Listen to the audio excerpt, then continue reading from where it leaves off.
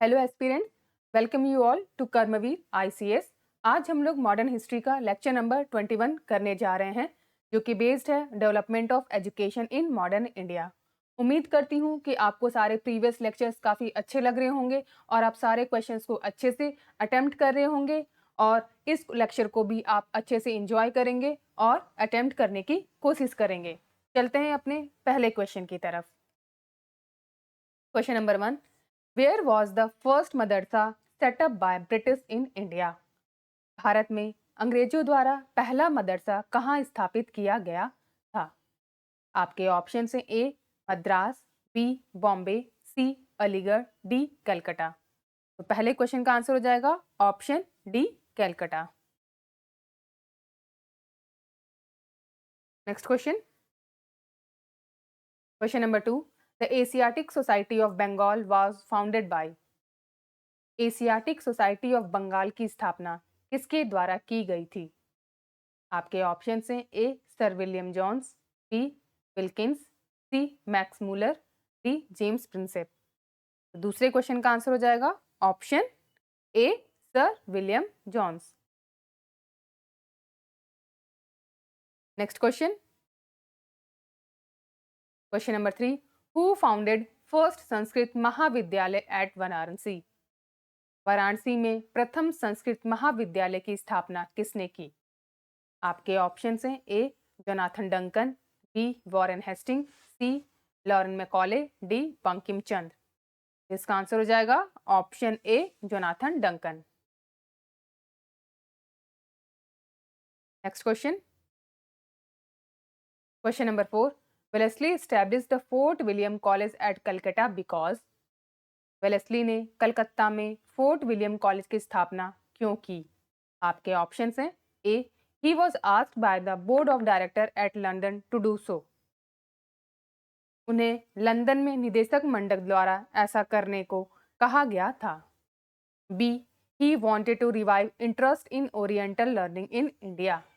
वह भारत में प्राच्य विद्या में रुचि को पुनर्जीवित करना चाहते थे। C he wanted to provide William Carey and his associate with employment. वह विलियम कैरी और उनके सहयोगियों को रोजगार प्रदान करना चाहते थे। D he wanted to train British civilian for administrative purpose in India. वह भारत में प्रशासनिक उद्देश्य के लिए ब्रिटिश नागरिकों को प्रशिक्षित करना चाहते थे।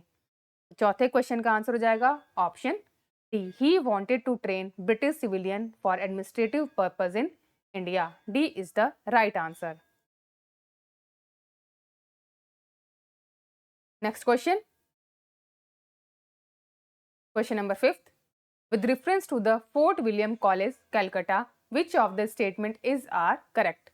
First, it was founded on 10th June 1800 AD within the Fort William complex in Calcutta. Second, the main purpose of establishing this college was to teach Indian languages to British officers. Select the correct answer from the code given below.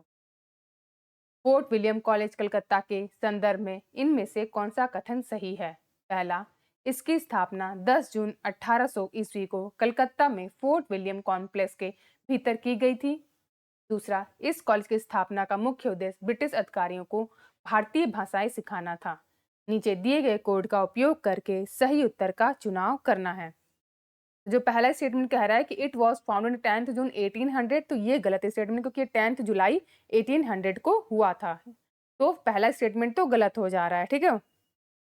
दूसरा statement करेगा the main purpose of establishing this college was to teach Indian language to British officer. बिल्कुल सही बात है कि इस college की स्थापना इसीलिए की गई थी ब्रिटिश अधिकारियों को भारतीय भाषाओं को सिखाया जाए।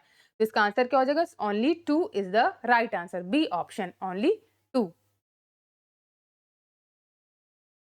नेक्स्ट क्वेश्चन,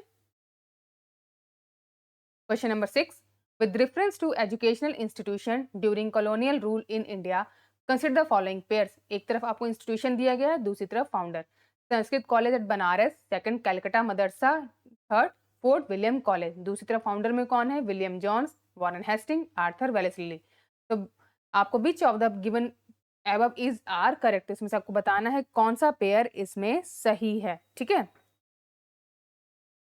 तो इसमें क्या लिखा है, जो संस्कृत कॉलेज बनारस है वो किसने फाउंड किया था, वो जोनाथन डंकन ने फाउंड किया था 1791 में। तो पहला तो गलत है। दूसरा क्या करेंगे, the Calcutta Madrasa Warren Hasting, तो ये बिल्कुल सही स्टेटमेंट है। जो कलकत्ता मदरसा था वो वॉरेन हेस्टिंग ने ही फाउंड किया था। ठीक है। अब फोर्ट विलियम कॉलेज जो है वो आर्थर वेलेस्ली ने किया था, नहीं ये गलत है, ये रिचर्ड वेलेस्ली ने किया था। तो इसमें सिर्फ दूसरा ही बिल्कुल सही सुमेलित है, कलकत्ता मदरसा वॉरेन हेस्टिंग। तो इसका आंसर क्या हो जाएगा, option B, 2 only. B is the right answer. Next question, question number 7, who among the following was offered membership of the Royal Asiatic Society of Paris? निम्नलिखित में से किसे royal Asiatic Society of Paris की सदस्यता की पेशकश की गई थी? आपके ऑप्शन हैं, A Dadabhai Naoroji, B Michael Madhusudan Dutt, C Raja Manmohan Roy, D Vivekananda. इसका आंसर हो जाएगा option B Michael Madhusudan Dutt. B is the right answer. Next question. Question number 8. Who amongst the following is Englishman first translated Bhagavad Gita into English? निम्नलिखित में से किस अंग्रेज ने सबसे पहले भगवत गीता का अंग्रेजी में अनुवाद किया था? A William Jones, B Charles Wilkins, C Alexander Cunningham, D John Marshall. इसका आंसर हो जाएगा option B Charles Wilkins. Next question.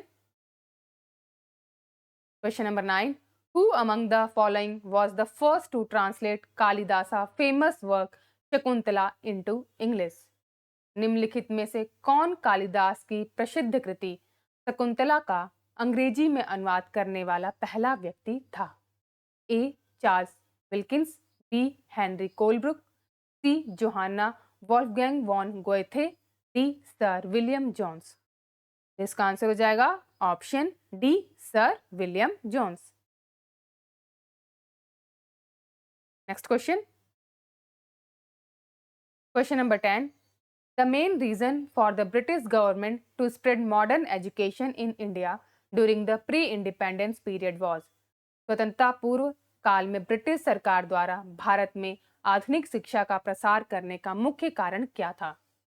आपके ऑप्शन हैं, A the need for educated Indians in minor administrative post, छोटे प्रशासनिक पदों पर शिक्षित भारतीयों की आवश्यकता, B to promote Indian culture, भारतीय संस्कृति को बढ़ावा देना, C to modernize the Indian people so that they could share their political responsibility, भारतीय लोगों को आधुनिक बनाना ताकि वे अपनी राजनीतिक जिम्मेदारियां साझा कर सकें। D none of the above, उपरोक्त में से कोई नहीं। तो 10वें क्वेश्चन का आंसर हो जाएगा option A the need for educated Indians in minor administrative post. A is the right answer. Next question, question number 11. Which of the following led to the introduction of English education in India? First, Charter Act of 1830. Second, General Committee of Public Instruction 1823. Third, Orientalist and Anglicist controversies. Select the correct answer using the code given below. निम्नलिखित में से किसके कारण भारत में अंग्रेजी शिक्षा की शुरुआत हुई?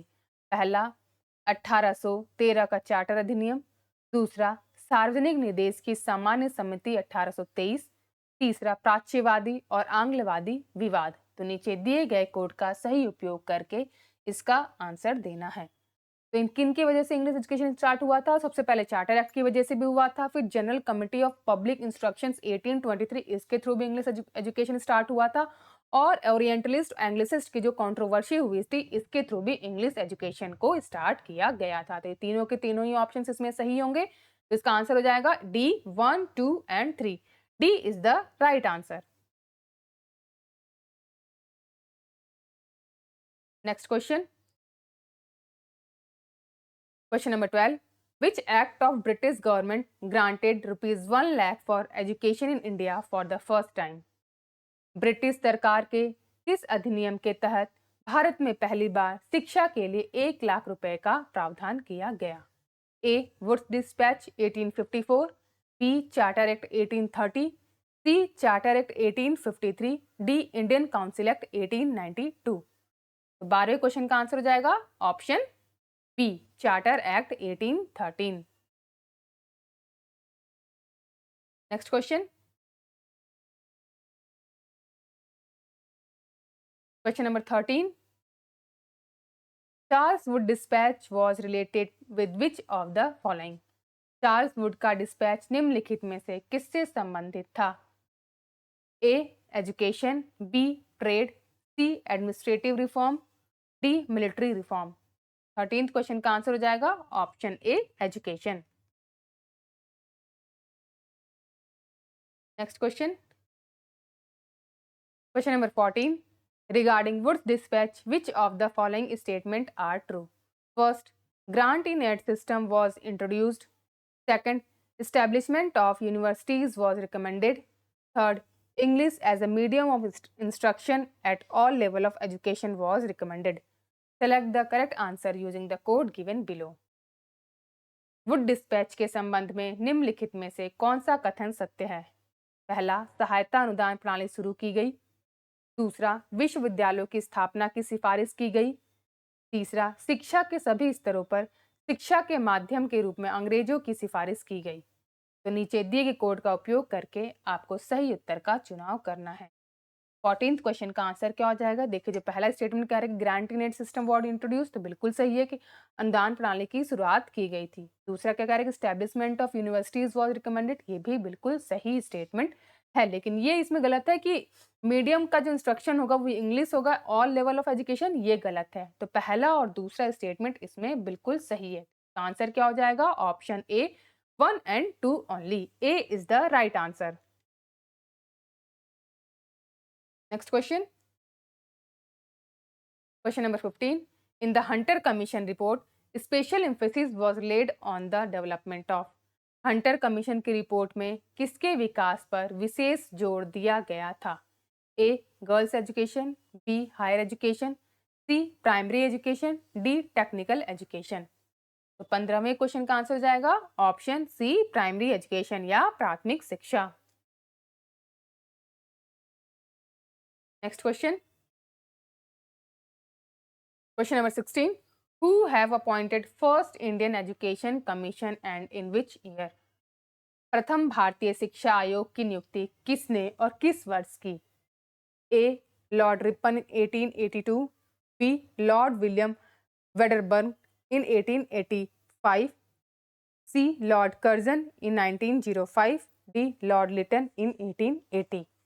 तो 16वें क्वेश्चन का आंसर हो जाएगा option A Lord Ripon in 1882। Next question number 17। When was the national council of education established? राष्ट्रीय शिक्षा परिषद की स्थापना कब हुई थी? ए 15 अगस्त 1903, बी 15 अगस्त 1904, सी 15 अगस्त 1905, डी 15 अगस्त 1906। 17वें क्वेश्चन का आंसर हो जाएगा ऑप्शन डी 15 अगस्त 1906।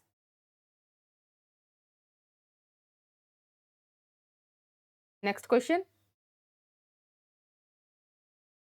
Number 18। Sadler commission was related to? Sadler आयोग किससे संबंधित था? A judiciary, B revenue administration, C education, D police administration. तो 18वें क्वेश्चन का आंसर होगा option C education. Next question number 19। When did the British government appoint Sadler University Commission for Reform in Education? British सरकार ने शिक्षा में सुधार हेतु सैडलर विश्वविद्यालय आयोग की नियुक्ति कब की? A 1919, B 1917, C 1921, D 1896। इसका आंसर हो जाएगा option B 1917। Next question number 20। Lord Macaulay was related to? Lord Macaulay का संबंध किससे था? A military reform, B abolishment of sati, B English education, D permanent settlement. इसका आंसर हो जाएगा option C English education. Next question,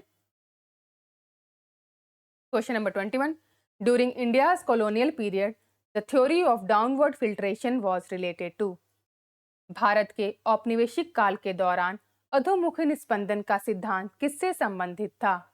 ए railway, B education, C irrigation, D poverty elevation. क्या answer हो जाएगा इसका? Option B education. Next question, question number 22। The propounded the filtration theory in India education policy was. Bharat की शिक्षा नीति में filtration सिद्धांत के प्रतिपादक कौन थे? A Charles Wood, B Macaulay, C J S. Mill, D Cornwallis. इसका आंसर हो जाएगा option B Macaulay. Next question, question number 23। The foundation of the modern educational system in India was laid by. Bharat में आधुनिक शिक्षा व्यवस्था की नींव किसके द्वारा रखी गई थी? A the charter act of 1830, B Macaulay's minute of 1835, C the Hunter commission of 1882, D Woods dispatch of 1854। इसका आंसर क्या हो जाएगा? जो मॉडर्न एजुकेशन की नींव थी वो किसके द्वारा रखी गई थी? Option B Macaulay's minute of 1835। B is the right answer. Next question, question number 24। In whose reign was English education introduced in India. Bharat में अंग्रेजी शिक्षा की शुरुआत किसके शासनकाल में हुई? A Lord William Cavendish Bentinck, B Lord Hardinge, C Lord Minto, D Lord Dalhousie. 24 question का आंसर हो जाएगा option A Lord William Bentinck. A is the right answer. Next question, question number 25। The first 3 universities in India, Calcutta, Madras and Bombay were established in which year. Bharat में पहले 3 विश्वविद्यालय कलकत्ता, मद्रास और बॉम्बे किस वर्ष स्थापित किए गए थे? ए 1857, बी 1881, सी 1885, डी 1905। इसका आंसर हो जाएगा option A 1857। A is the right answer. तो आज हमने सेट ऑफ 25 क्वेश्चंस को कंप्लीट कर लिया है। अगर आप सभी को ये सीरीज अच्छी लग रही है तो प्लीज़ लाइक कीजिए, कमेंट कीजिए और सब्सक्राइब कीजिए हमारे चैनल कर्मवीर ICS को। साथ ही साथ अपने सुझाव को भी कमेंट सेक्शन में जरूर लिखिए। Thank you for watching.